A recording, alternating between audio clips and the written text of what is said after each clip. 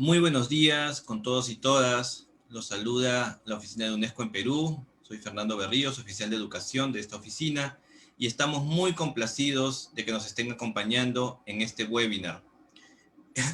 Perdón, este webinar que consideramos justamente un webinar de cierre de este año que nos ha permitido, por un lado, el acompañarlos desde marzo hasta diciembre con esta serie de webinars. Han sido 37 webinars que hemos tenido en estos meses y que, pese al tema de pandemia, hemos podido estar con ustedes, acompañarlos, a los y las docentes y a todas las personas que nos han acompañado, especialistas de educación, autoridades, oficiales, tanto de Perú, no solo de Lima, sino de varias regiones e incluso del extranjero.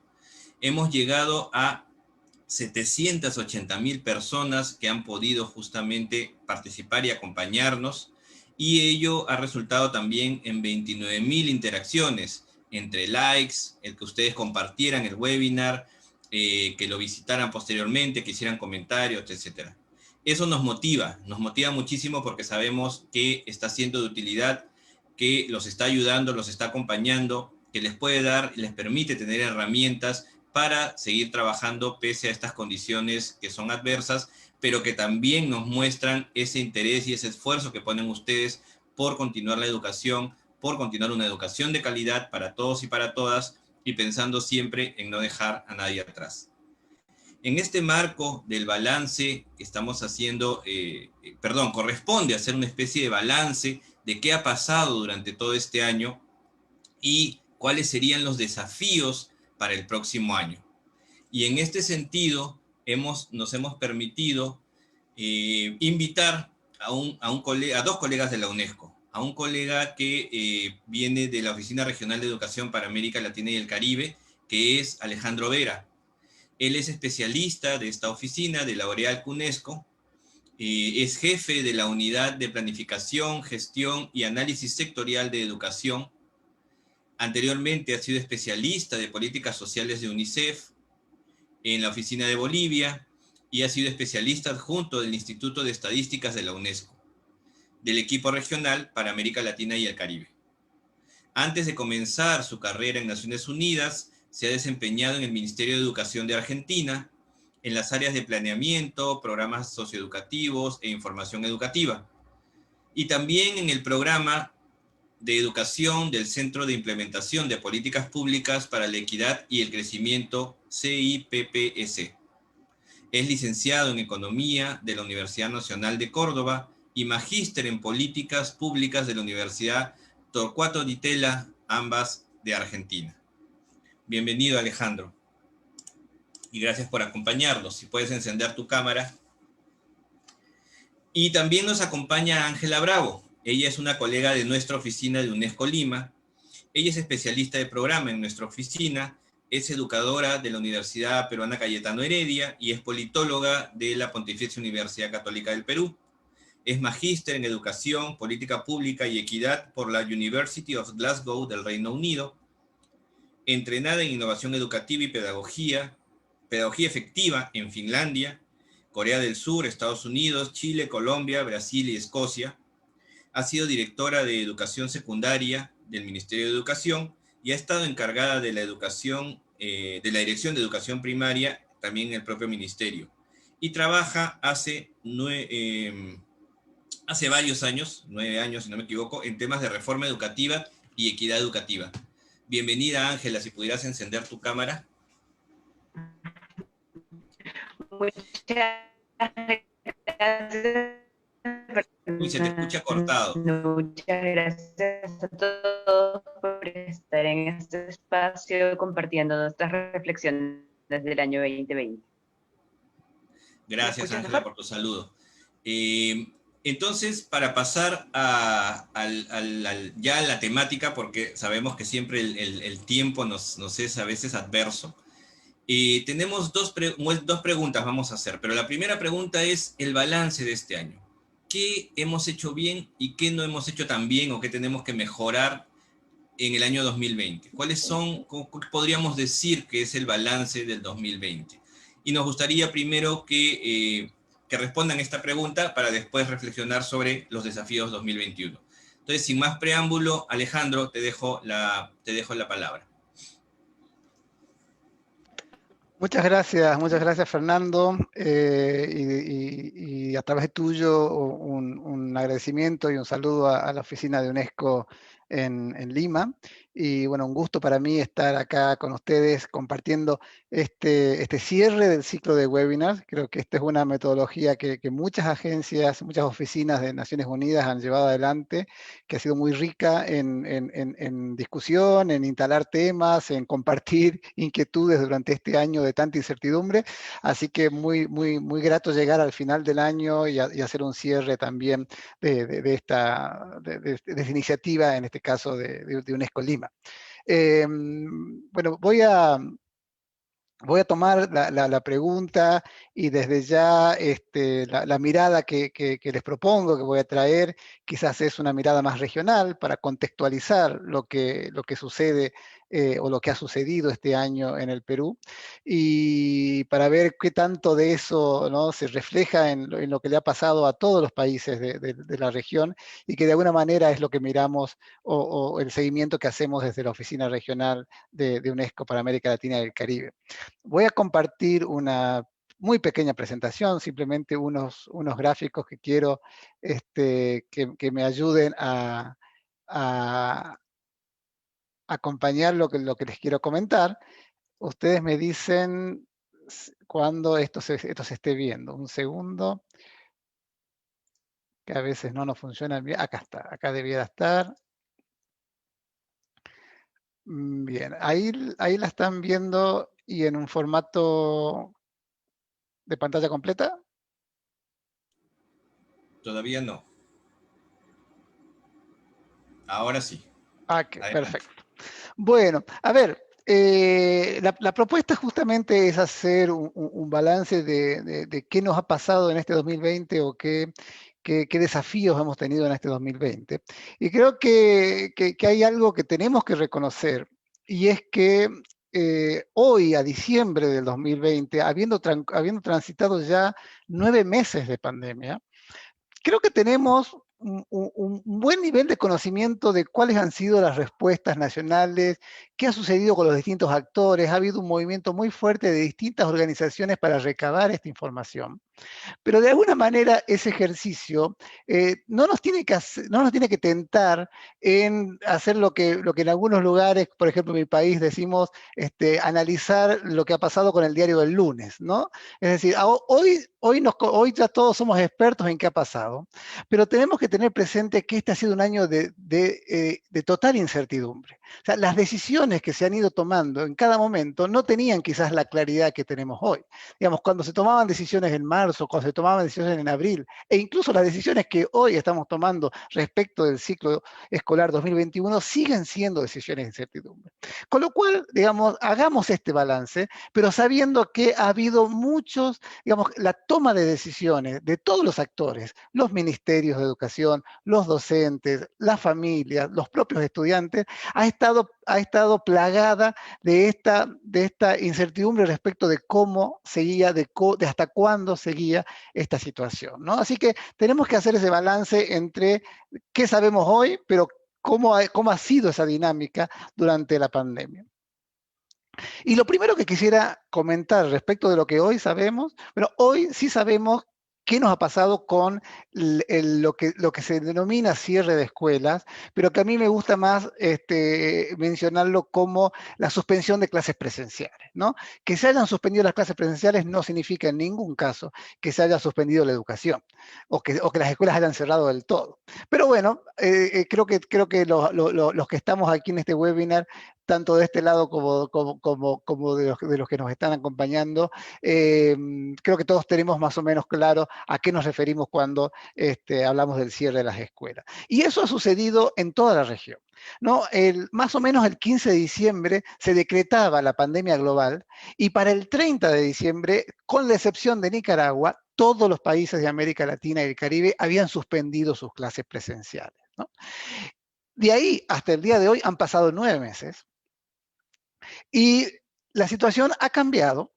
aunque no ha cambiado radicalmente, ¿no? Este mapa que les muestro acá, que es el que ustedes lo pueden encontrar en el sitio de UNESCO, se actualiza permanentemente, nos muestra la situación que teníamos al 30 de marzo, justamente. Más o menos, fíjense que los colores morados y rosados tienen que ver con los cierres de escuela, ya sea totales o parciales, y los colores azules o celestes tienen que ver con los recesos escolares o con las escuelas abiertas. Claramente el 30 de abril, el 30 de marzo, la situación de todo el mundo era de un cierre masivo de escuelas o de suspensión de clases presenciales.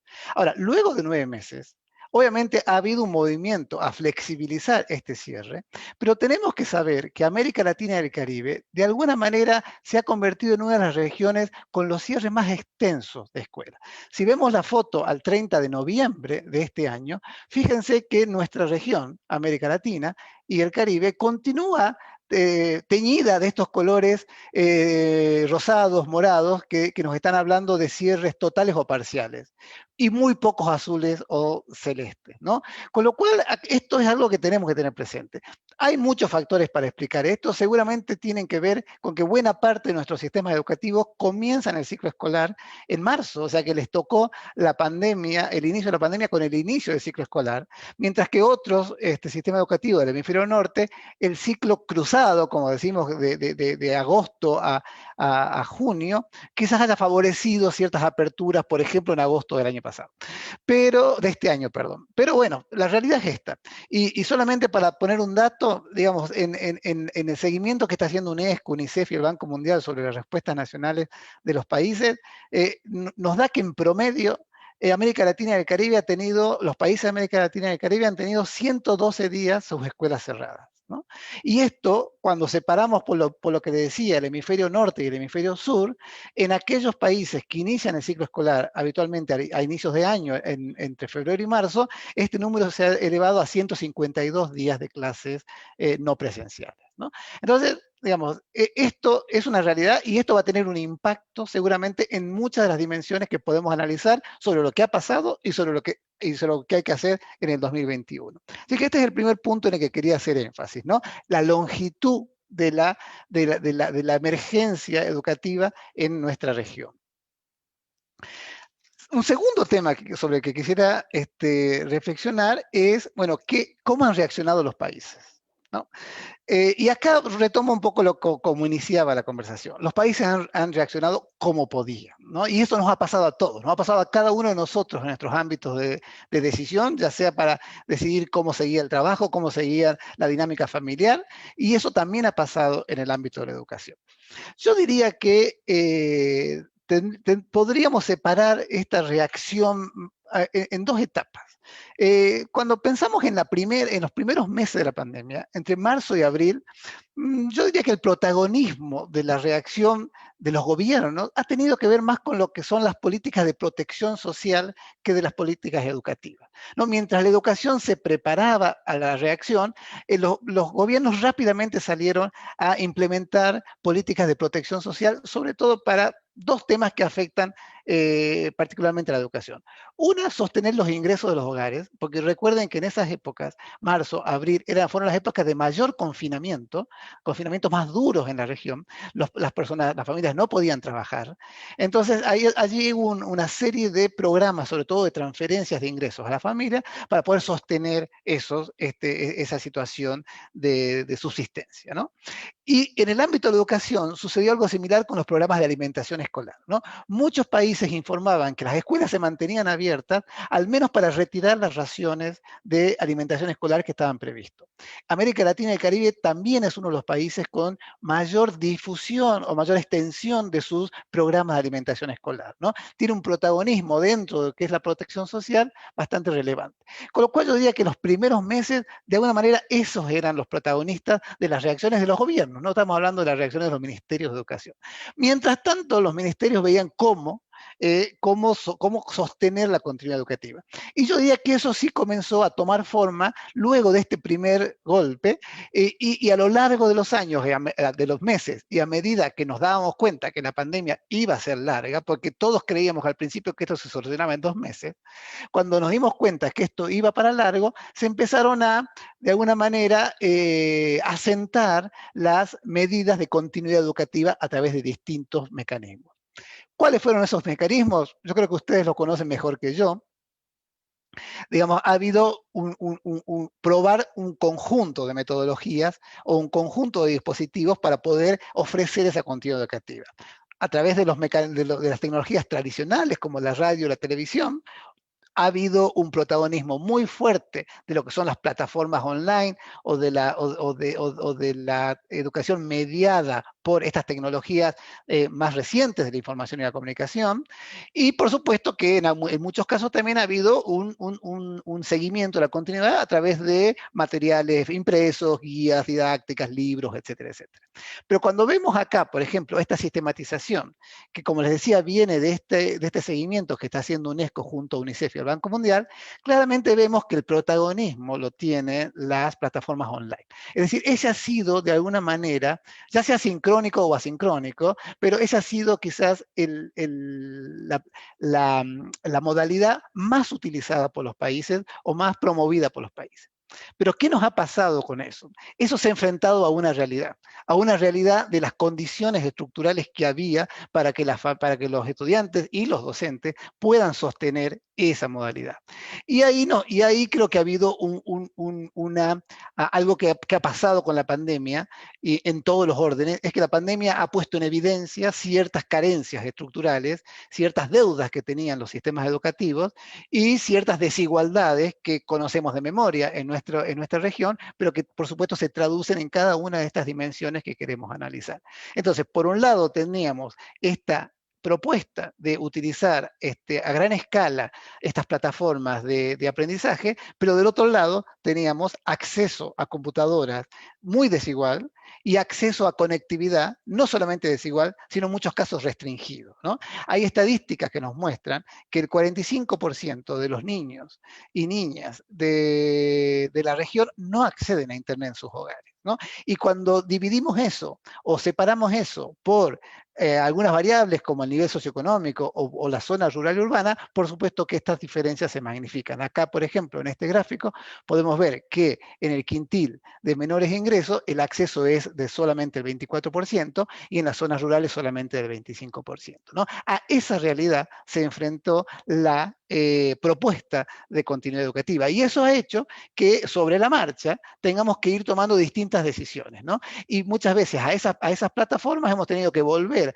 a algunas modalidades más tradicionales o incluso desplegar algunos mecanismos de seguimiento que no estaban pensados en su inicio. Yo sé que nos siguen muchos docentes a esta serie de webinars y ustedes sabrán mucho mejor que yo el uso que ha habido de llamadas telefónicas, el uso de WhatsApp, el uso de redes sociales e incluso en la medida de lo posible hasta visitas para poder tener un seguimiento de lo que ha sido el proceso de enseñanza-aprendizaje, ¿no? Todo eso nos ha ido dejando el día a día de la pandemia. Ahora, justamente cuando hablamos los docentes, ese es otro actor que quizás no estaba del todo preparado para afrontar una modalidad educativa totalmente mediada por tecnologías o totalmente prevista de manera remota. Entonces allí también los países han tenido que salir a dar algún apoyo a los docentes en ese sentido, y esta misma encuesta nos menciona acá algunas de las cosas que se han hecho para el apoyo a los docentes. Los porcentajes son la cantidad de países que dicen haber hecho esto, y ustedes van a ver que una de las cosas que más sucedió claramente ha sido impartir rápidamente cursos de formación a distancia para que los docentes puedan mejorar sus herramientas de cómo llevar adelante este tema. Acá simplemente estamos diciendo que hubo cursos, no estamos diciendo si fueron largos, si fueron cortos, si fueron buenos, si fueron malos y qué cobertura tuvieron, pero simplemente para darnos una idea de que los países rápidamente trataron de salir a cubrir esta necesidad, ¿no? Pero también algo que nos dice este gráfico, y que se repite en varias dimensiones, es que allí donde hacía falta recursos, donde había que invertir dinero, como tampoco sobraba ante la multiplicidad de necesidades que tenían, no solamente educativas, sino en términos de otros sectores como salud, como protección social, cuando había que tomar medidas que implicaban una erogación importante de recursos, estas eran menores, ¿no? Entonces ustedes ven acá que todo lo que era formación, que muchas veces que fue también a distancia, se hizo en la mayoría de los países, pero cuando hablamos de proveer, por ejemplo, la cuarta línea, proveer herramientas informáticas o conectividad gratuita, esto baja sostenidamente. Seguramente ustedes también habrán tenido experiencias del tipo en el país, ¿no? Así que bueno, digamos, esto también ha sucedido durante la pandemia. Y yo lo que les diría, finalmente, también para ir terminando esta primera parte, es que sobre todo después después del receso escolar de invierno para los que estamos en el hemisferio sur y el receso escolar de verano para los que están en el hemisferio norte, empezó un movimiento incipiente de reapertura escolar, ¿no? Es decir, sobre todo aquellos que iniciaban un nuevo ciclo lectivo, un nuevo año escolar en agosto, por ejemplo, en nuestra región, muchos países del Caribe, empezaron intentos de reabrir las escuelas, ¿no? Iniciar la escuela con algún formato que sea o totalmente presencial o que sea una combinación de clases presenciales y clases remotas. Allí hubo, digamos, una gran producción de parte de todos los organismos internacionales de dar recomendaciones de cómo llevar adelante esta reapertura, ¿no? Digamos que existe hoy un consenso de qué es lo que hay que hacer. Ahora, una cosa es saber lo que hay que hacer y otra cosa es poder implementarlo. Y para poder implementarlo, nuevamente nos aparecen estas carencias estructurales o estas desigualdades de las que le hablaba. Recientemente, acá en la oficina regional de UNESCO, hicimos un estudio junto con el BID, con el Banco Interamericano de Desarrollo, donde hemos analizado esto, y de ahí vienen estos gráficos que les estoy mostrando. Y nuevamente, cuando vemos la dimensión de escuelas seguras, por ejemplo, en cuanto al tamaño de los grupos de clase, la disponibilidad de espacios alternativos, el acceso a agua potable, nuevamente observamos que no es universal, y hay profundas desigualdades cuando tenemos que hacer aperturas por niveles de ingreso, aperturas por zona rural urbana o aperturas por el tipo de gestión de las escuelas, si es pública, si es privada, ¿no? Entonces, nuevamente, sabemos hacia dónde tenemos que caminar para reabrir las escuelas, pero para hacerlo tenemos un montón de desafíos y un montón de dificultades, ¿no? Así que yo voy a parar aquí, así también tenemos espacio para seguir haciendo este balance y seguramente conversaremos luego sobre el 2021. Adelante, Fernando. Muchas gracias, Alejandro. Y ahora damos paso entonces a Ángela. Perfecto, muchísimas gracias, Alejandro, por este overview tan interesante de la región. Y que nos pone mucho el ojo en el tema de la respuesta regional y también los retos del gobierno. A mí, para complementar un poco la visión de Alejandro, me gustaría conversar sobre los retos que esto ha implicado para el aprendizaje y el proceso mismo de enseñanza-aprendizaje, que es nuestro core business, por llamarlo de alguna manera, nuestro negocio central como educadores, y poder explorar un poco también el balance hacia el corazón de lo que implica la política educativa, ¿no? Creo que de todas maneras, este año ha sido para todos un reto adaptativo gigante que no ha tenido el tiempo de ser un reto adaptativo. Nosotros veníamos todos en educación hablando de la educación digital, de la gran transformación del enfoque por competencias, de las competencias del siglo XXI ligadas a la autonomía, a la adaptación, a la mirada de una escuela un poco más flexible y más personalizada, y habíamos pasado casi 2 décadas hablando de estos temas y pues entrando muy incipientemente a transformar esto de las escuelas por muchas barreras que existían y a veces también porque el día a día de la escuela y la cultura escolar se alejaba un poco de esas visiones de reforma educativa. Sin embargo, de pronto, todas estas visiones de reformar la educación, empezando, por supuesto, por la inclusión de tecnología como factor mediador para el aprendizaje, se pusieron en mesa y tuvimos que tomarlas y adaptarlas porque no teníamos otra alternativa. Y creo que ese salto no adaptativo es un reto en sí, ¿no? El tener que cambiar nuestras prácticas, el tener que cambiar lo que valoramos como un servicio educativo. Hay mucha demanda que se cruza sobre esos imaginarios de qué es educación de calidad y, por ejemplo, se demanda a las escuelas que hayan horas de clase corridas, como si estuviésemos en el colegio, incluso algunos casos que escuchábamos por ahí de que se ponía a los chicos con el uniforme frente a la computadora durante las 7 horas de clase, cuando sabemos muchos que trabajamos en educación digital que eso no es óptimo, pero pues los imaginarios eran vamos a llevar la escuela como la conocemos a este espacio en virtualidad. Y efectivamente, una de las cosas que comentaba Alejandro también, que me parece muy importante destacar, es que no tuvimos, por un lado, tiempo para preparar esta transformación que se nos vino encima y tuvimos que tomarla y adaptarla como, conforme iba caminando, y por otro lado, que no teníamos información de cómo esto iba a evolucionar y cómo esto iba a continuar para poder tomar decisiones, digamos, anticipándonos en el futuro y en un corto plazo que cada vez se iba transformando en un plazo más largo, ¿no? De hecho, muchas de las personas que trabajamos en el servicio educativo, trabajamos en diferentes espacios, siempre teníamos como que en el fondo de nuestra cabeza, esto es temporal y ya vamos a regresar seguramente en algunos días más. Y así los días se empezaron a hacer semanas, se hicieron meses y pues todo el año escolar lo hemos transitado en esta situación. Así que tenemos un tema súper interesante que abordar aquí de qué significa esto para el servicio educativo, ¿no? Yo creo que uno de los principales retos de balance que me gustaría poner en mesa es el tema de cómo la educación, sin haber sido uno de los temas de agenda principal, se ha abierto paso a ser una de las agendas con mejor respuesta por los gobiernos, ¿no? Y a esto me refiero con que efectivamente en nuestra región, con todo la ola tan fuerte de COVID a inicios de año y a mediados de año, y ahora estamos pues repuntando de nuevo como región probablemente hacia un escenario de segunda ola, hemos tenido muchísimo más énfasis de atención, de presupuesto y sobre todo de preocupación, digamos, cotidiana del día a día a los temas de salud. Esa ya es la agenda del año 2020 sin duda, pero también a los temas de economía, ¿no? Realmente somos también, por nuestra situación regional de inequidad y de mucha precariedad e informalidad, el tema de economía y el ingreso de los hogares, ingreso de las personas, ha sido otro tema muy fuerte de la agenda y que ha ocupado mucho el tiempo de discusión y también mucho el tema presupuestario para reactivaciones y estas agendas de apoyo económico social que también nos comentaba Alejandro.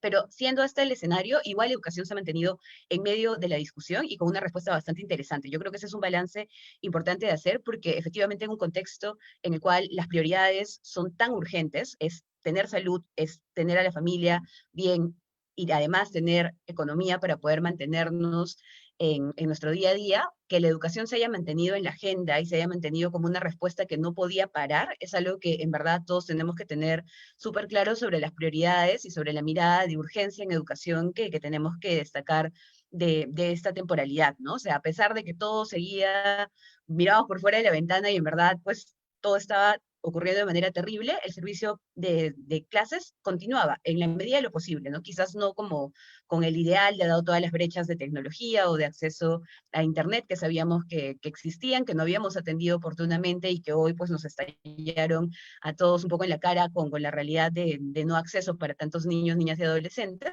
pero de alguna forma el servicio educativo continuaba, la preocupación de los maestros por llegar a sus estudiantes, ya sea con un mensaje de WhatsApp o una llamada, existía y ha estado todo el tiempo de manera permanente.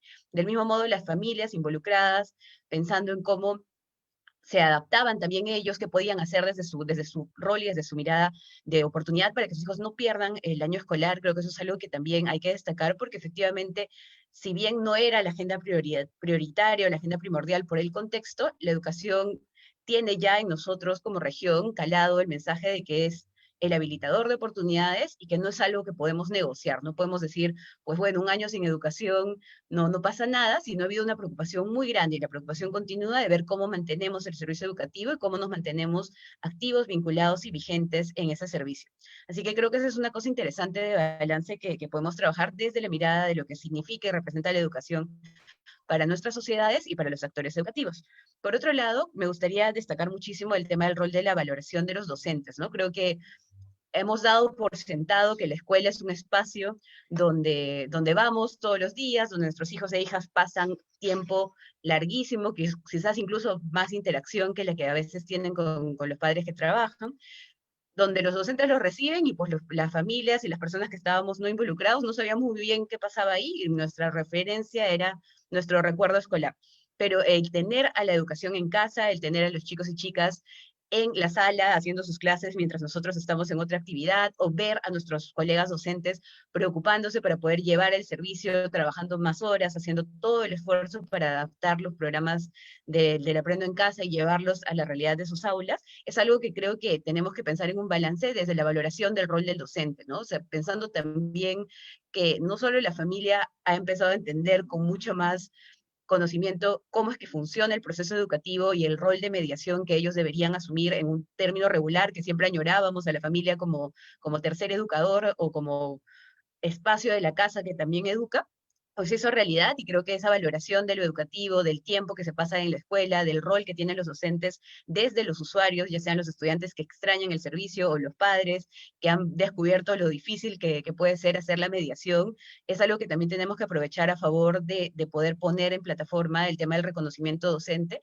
que es un tema tan afectado en nuestra región y que efectivamente en esta pandemia hemos tenido un rol de ser también educadores de primera línea, se ha mencionado eso en muchos países, y que creo que nos pone en un escenario y una plataforma para poder reivindicar nuestra autonomía e identidad profesional. Creo que eso es algo bastante importante y que también, por otro lado, nos permite ver a estos docentes con una nueva imagen, ¿no? Adaptables, resilientes, preocupados por el día a día, preocupados por aprender, por participar de este tipo de espacios que han proliferado por tanta demanda, porque había una gran necesidad del sistema de aprender y adaptarse, y creo que ese es otro logro que tenemos que reconocernos en este balance de 2020, ¿no? La capacidad de adaptación, la capacidad de respuesta y sobre todo el aprendizaje hacia la resiliencia. Yo creo que eso es algo que realmente importa muchísimo para cómo va a ser el servicio educativo en adelante, porque hemos podido ver una preocupación muy sincera por el bienestar de los estudiantes, que también era otro tema en el que hablábamos muchísimo sobre esta educación del siglo XXI, centrada en las personas, centrada en el sujeto, y efectivamente el preocuparse por el bienestar, el rol que están asumiendo los maestros y maestras de hacer seguimiento, de evitar que los chicos salgan del sistema, de tratar de, en la medida de lo posible, de cargar con el problema de sus estudiantes para atenderlos con pertinencia, es algo que la virtualidad nos ha facilitado y nos ha puesto en el escenario en el que estamos como un reto complejo que podemos resolver si es que empezamos a hacer más humano nuestro vínculo educativo. Y creo que eso, a pesar de que suena súper contradictorio porque sentimos que nuestro vínculo es más alejado, que no estamos en la interacción del día a día, la valoración del mismo y la idea de poder estar en mayor nivel de sensibilidad sobre el caso individual y cómo está cada estudiante, que a veces en la clase se nos mezclan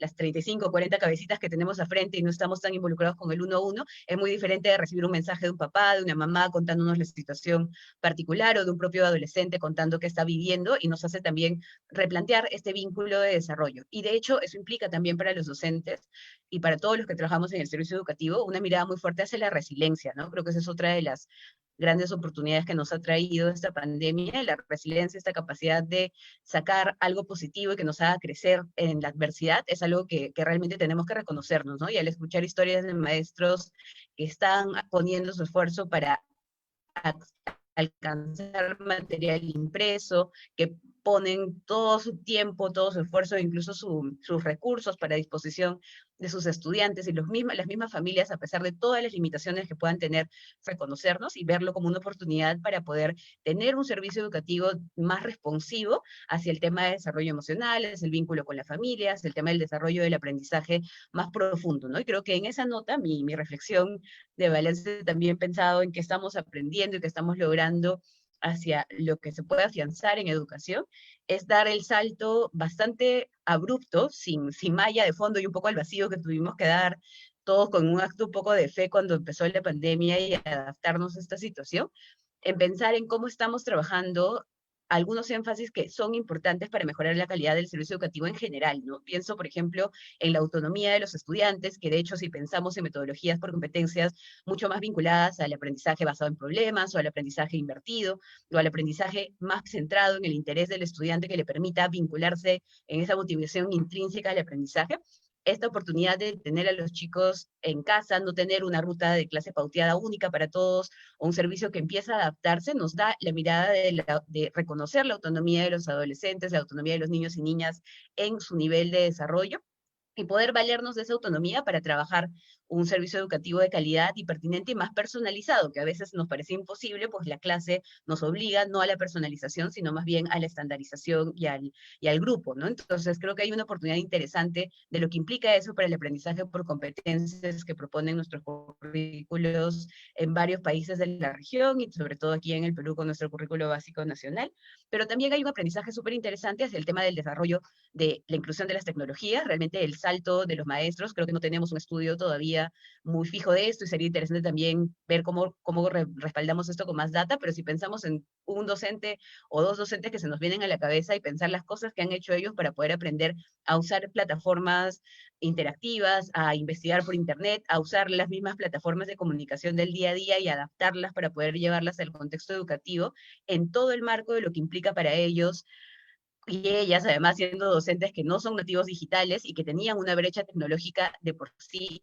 enorme, lo mismo pasaba con los padres y a veces asumimos que los adolescentes o los niños tenían como por ser nativos digitales mayor manejo de tecnología para educarse, pero no era un uso educativo, ¿no? Muchos de los chicos y chicas usan la tecnología para entretenerse, pero no para aprender y mucho menos para sentarse a que esto sea el centro del aprendizaje, quizás en algunos casos complementario, ¿no? Entonces, hemos tenido una adaptación muy fuerte de construir capacidades de la noche a la mañana, muy rápidamente, muy en la marcha, probando qué funcionaba, qué no funcionaba, y de hecho ese es el corazón de poder hacer innovación educativa y de incluir la tecnología, ¿no? Apostar por cosas que de repente van a fracasar porque no tenemos muy claro cómo van a funcionar y cosas que las probamos, las ponemos en marcha y funcionan y las adoptamos como práctica ya intrínseca. Y creo que en esa misma línea tenemos una mirada súper interesante al tema del acompañamiento y el desarrollo de la escuela, no como compensador de la sociedad, porque sabemos pues que los temas económicos, los temas de problema social, todas las cosas que están alrededor de las inequidades que han marcado los retos más duros de este año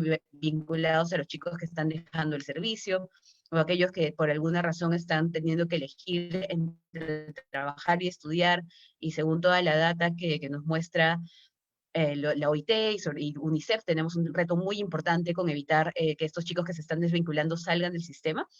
Hay un tema súper interesante de cómo la escuela se preocupa por ello, ¿no? Nosotros en el país y en nuestra región la deserción ha ido decreciendo, pero seguíamos teniendo deserción y era una especie de fenómeno común que pues así es un poco la vida y hay chicos que desertan, ¿no? Cuando en realidad ahora en este contexto la preocupación y la claridad de pensar en cómo acompañamos el bienestar desde el servicio educativo y el bienestar desde los servicios del Estado para que los estudiantes no tengan que elegir entre poder quedarse o no en el servicio y sean parte de él y podamos recuperar a aquellos que por alguna circunstancia están fuera en el servicio en estos momentos, es algo que también nos pone en mesa una mirada de una educación más humana, más centrada en las personas y sobre todo, como les decía hace un momento, más afectiva y centrada en el vínculo, ¿no? Esa mirada de conectarnos más allá del aprendizaje como personas, que finalmente es parte de nuestro rol social como educadores, es algo que también en esta pandemia ha sido algo que nos ha marcado con mucho desgaste, mucha carga emocional también, por supuesto, hay mucho desgaste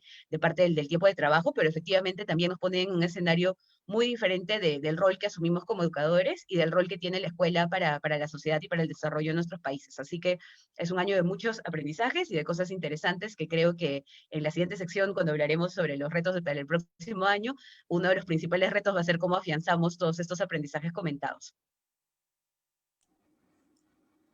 Muchas gracias, Ángela, por todos estos comentarios. Realmente un balance bien interesante, visto desde varios puntos de vista, que es lo que justo nos lleva también a pensar en qué viene, ¿no?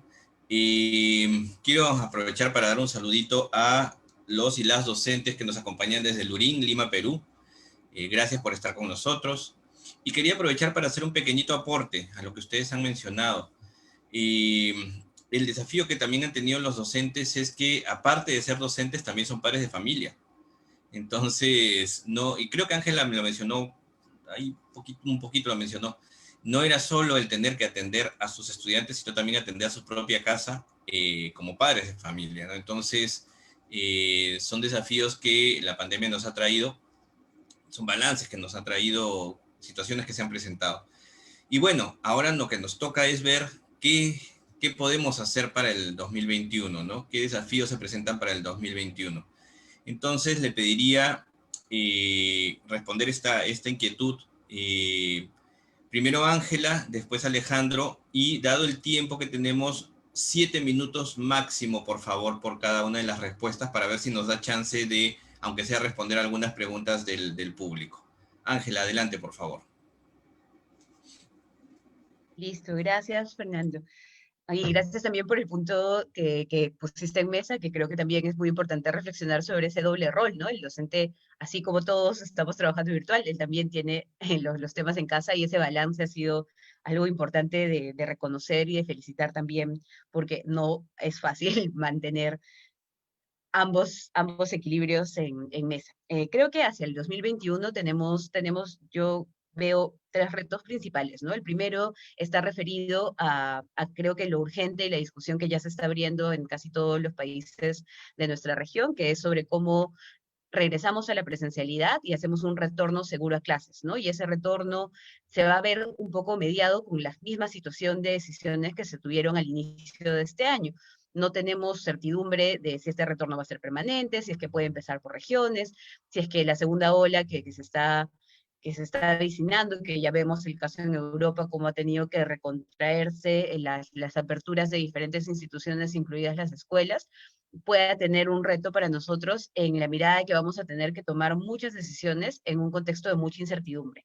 Y eso es algo que efectivamente va a ser, creo yo, la decisión principal de los próximos meses para poder asegurar que el año escolar que inicia en 2021, que continúa de complementario a este 2020, pueda tener esta mirada de regreso y de acceso a la presencialidad en ciertas medidas, ¿no? Y considerando además todos los criterios de calidad. Yo creo que aquí una de las reflexiones más importantes que tenemos que hacer es que no podemos pensar aquí en solución única.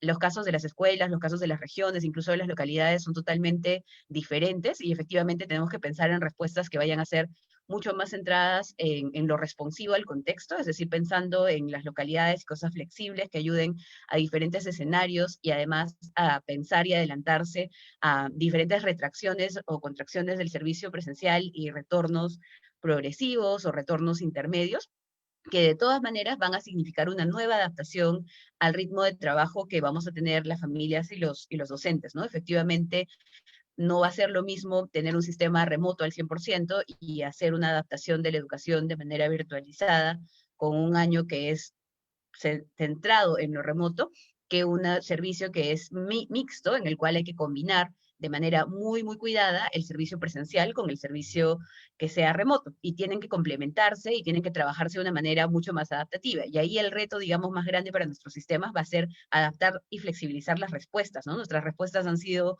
muy de solución única, por mencionarlo de alguna manera, porque efectivamente tiene la ventaja de que es rápido, de que ayuda a que el sistema pues, pueda tomar algo en un momento en el cual con tanta adaptación y tanta crisis será muy imposible asegurar que llegue, digamos, el servicio mínimo, y pues hemos optado por una opción de plataformas únicas o de servicios únicos que son complementados y que son tomados, digamos, en la práctica por los docentes para poder aplicarse a sus realidades. Sin embargo, si es que nosotros mantenemos ese servicio con un nivel de presencialidad, la presencialidad tiene otro ritmo, ¿no? Entonces los estudiantes pueden aprender quizás más rápido una lección y ya no van a estar alineados al servicio virtualizado, o al revés, pueden necesitar más tiempo para afianzar algunos aprendizajes y el servicio estandarizado o único que se ofrece puede avanzar más rápido que el ritmo real de aprendizaje. Entonces vamos a tener un reto muy importante en cómo hacemos estas adaptaciones, no solo en la decisión propia de la reapertura o no reapertura y las condiciones de sanidad y de calidad que tenemos que asegurar en todas las escuelas, que sabemos que son un reto para nuestra región,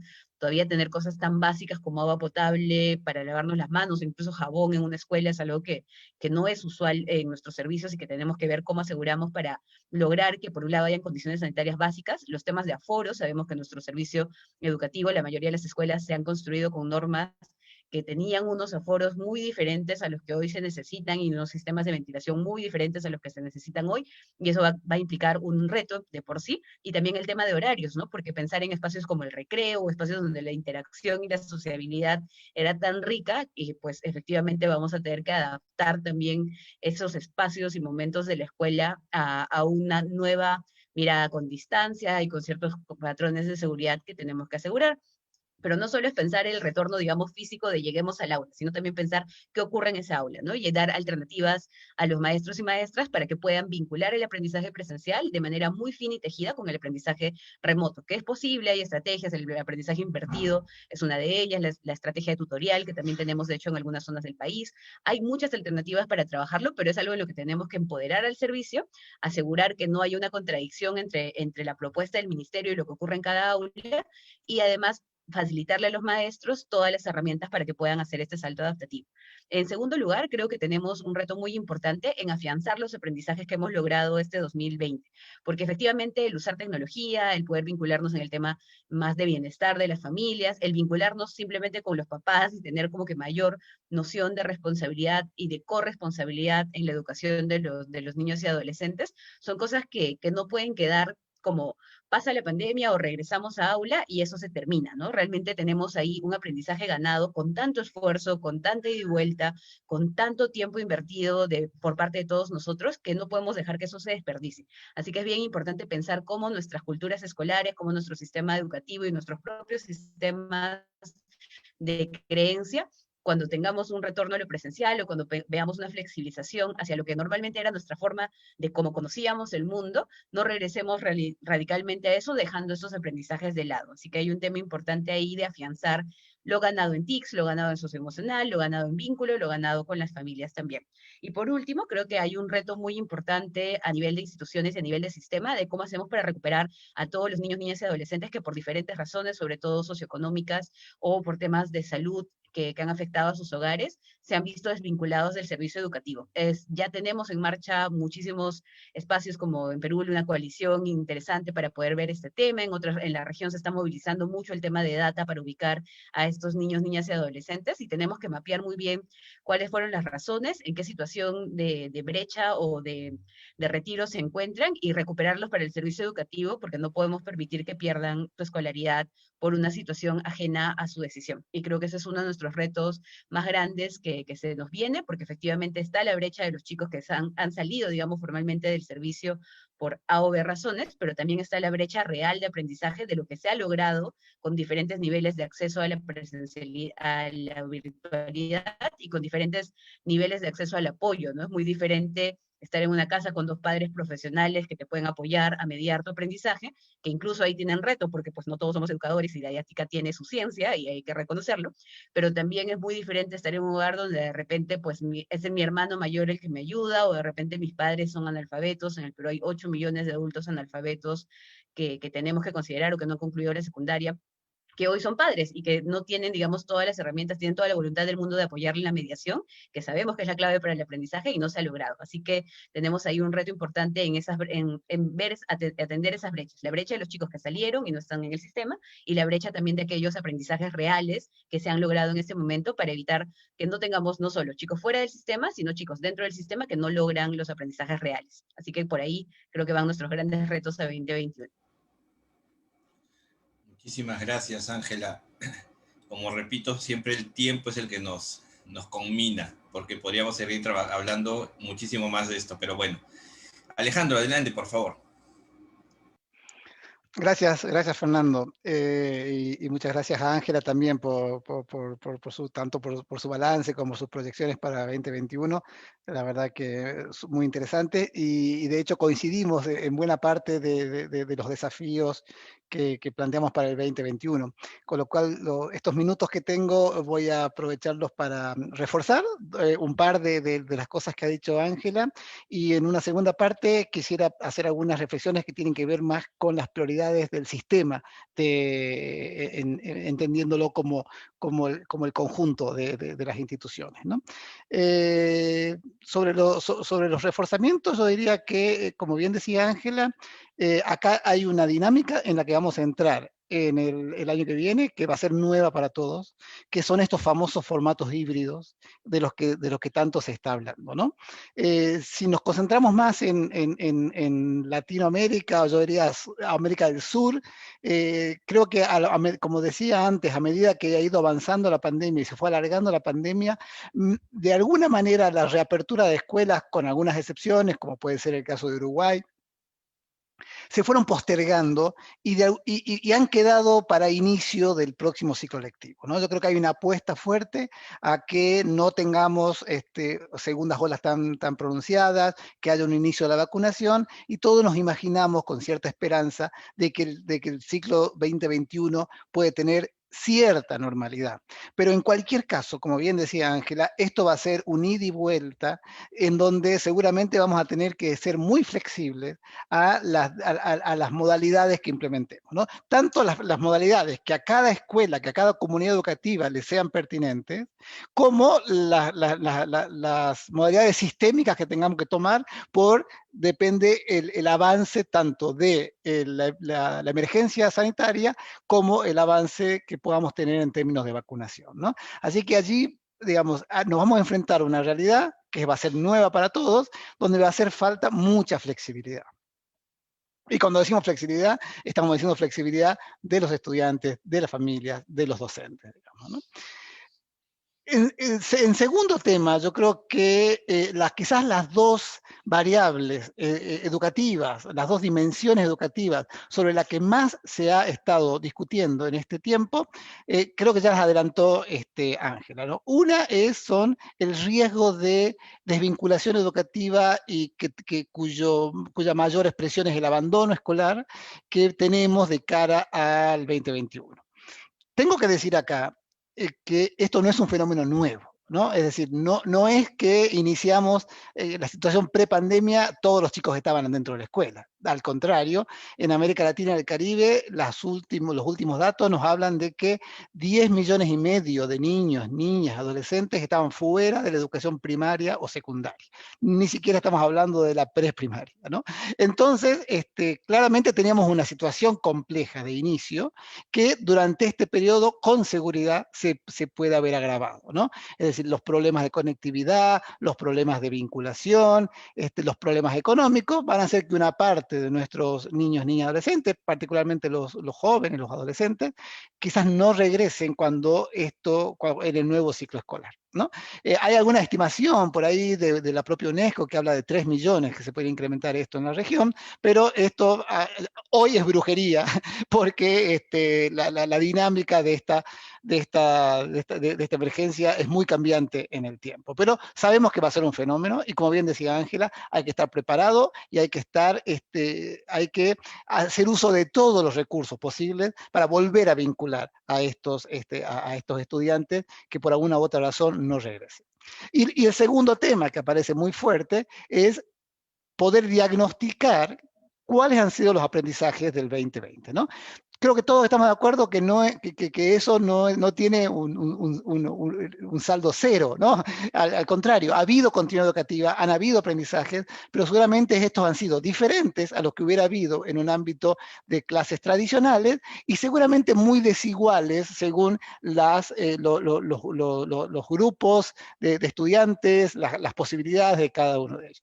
Entonces, es necesario que cuando regresemos a algún formato, ya sea híbrido o ya sea 100% presencial, podamos tener algún tipo de diagnóstico de cómo ha sido eso.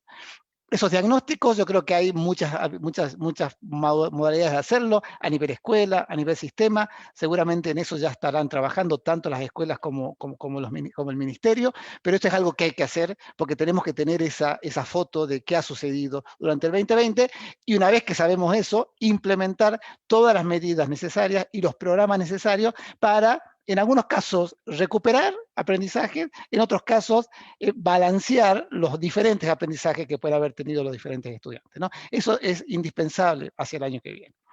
Y les decía que quería hacer 2 o 3 reflexiones muy rápidas sobre, a nivel de sistema, qué es lo que aquí se necesita.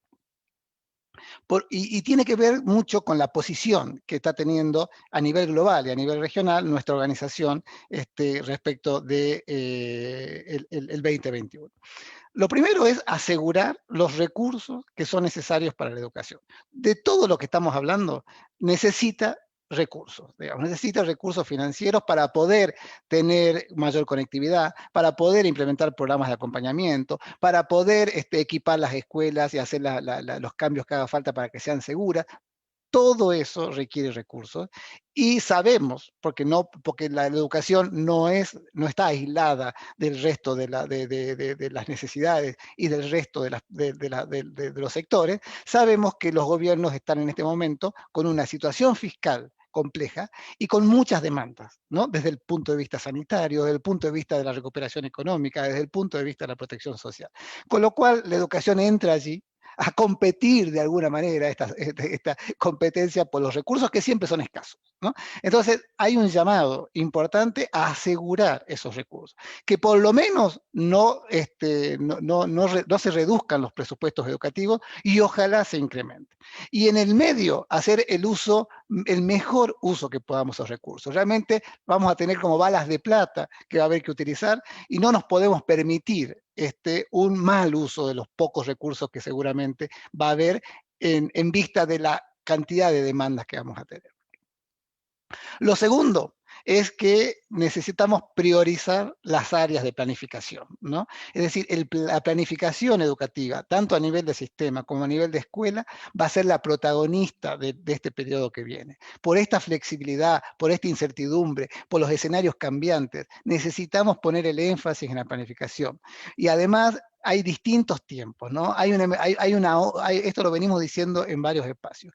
Hay que pensar el hoy, que es la emergencia, hay que empezar el corto plazo, que pueden ser los formatos híbridos, y hay que empezar el largo plazo, que esto que Ángela decía, ¿cómo volvemos? ¿No? Cuando volvamos del todo, ¿queremos el mismo sistema o queremos aprovechar todos estos aprendizajes, todas estas ganancias? Bueno, en esos tres momentos hay que pensar, y esto va a ser un ejercicio permanente de planificación. Entonces hay que priorizar esas áreas y hay que dar también los recursos a esas áreas para que puedan llevar adelante esta tarea que es fundamental para el sistema. Y finalmente, muy ligado a lo anterior, es que así como los países están poniendo en agenda planes de recuperación del COVID, así como hubo planes de respuesta a la emergencia, hoy todos están hablando de planes profundos de recuperación, que tiene que ver con estímulos fiscales, que tiene que ver con una serie de programas. Es necesario que educación sea parte de esos planes, ¿no? Educación tiene que ser una herramienta de esa recuperación, porque lo que no hagamos hoy nos va a costar mucho más caro en el futuro, cuando tengamos que remediarlo, si no tomamos las acciones necesarias.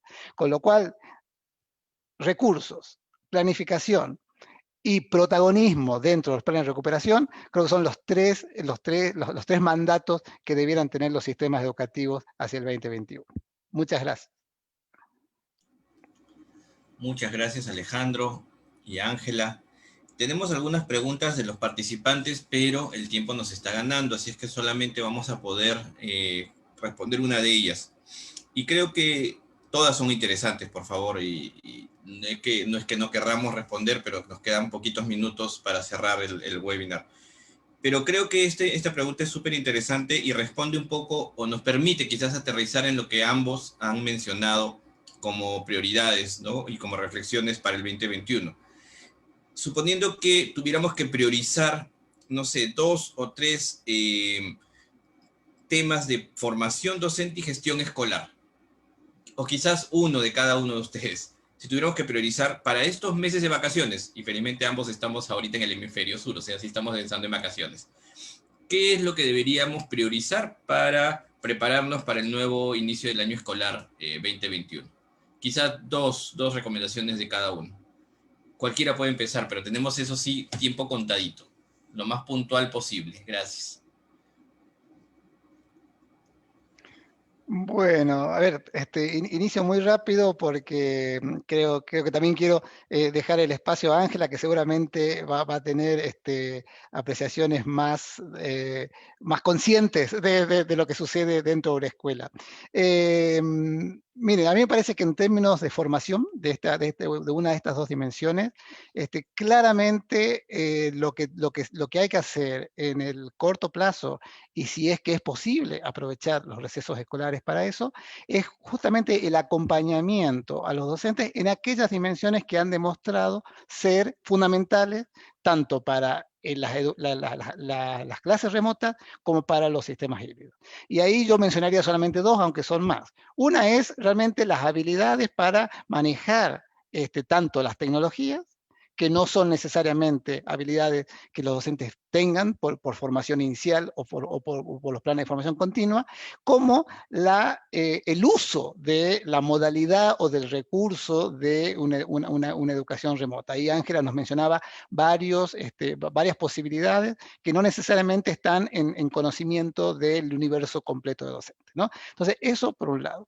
Y luego, la pandemia también nos ha traído una serie de dificultades, sobre todo socioemocionales, en los alumnos, en las familias, también en los propios docentes, hay que decirlo, con las cuales no necesariamente los docentes están preparados para manejar.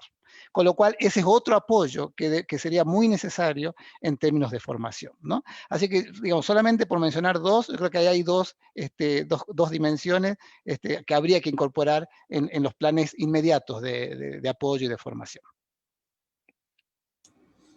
Adelante, Ángela.